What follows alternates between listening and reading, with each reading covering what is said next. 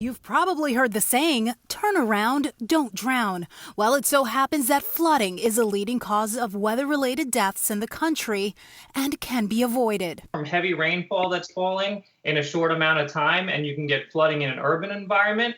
It could be heavy rainfall that causes streams and rivers to overflow, and you can get flooding along those streams that is life-threatening. And then you also can get flooding, as you know here, from the ocean, from storm surge. Just remember, it takes only 12 inches of rushing water to carry away most cars, 2 feet for SUVs and trucks.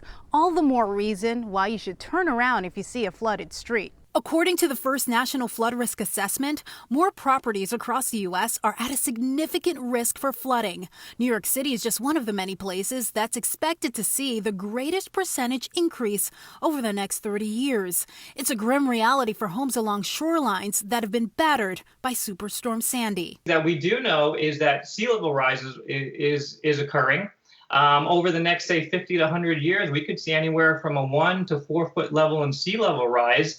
And so you take that into account. That level rise can increase in frequency and severity from coastal flood events and could be linked to climate change. That's why the city is doing its part to prevent coastal flooding through its resiliency projects. We're going to be raising East River Park, building a buried flood wall, and then connecting the flood protection north of the park with a series of flood walls and gates. There we're going to be building a reinforced sand dune, putting more sand on the beach, and then building rock jetties into the water to keep that sand in place, to protect another community that was just devastated by Hurricane Sandy. You've already completed some of these projects in other areas. How has that been making out? I mean, we had several storms.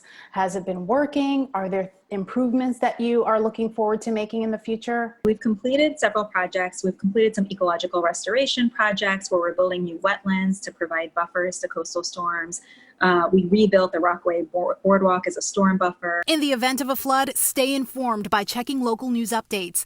Get to a higher ground if you're in an area that's prone to flooding. Follow evacuation orders and heed warning signs. And if you have time before you evacuate, disconnect utilities and appliances. And most importantly, avoid traveling through floodwaters. I'm Stacy-Ann Gooden, Pix 11 News.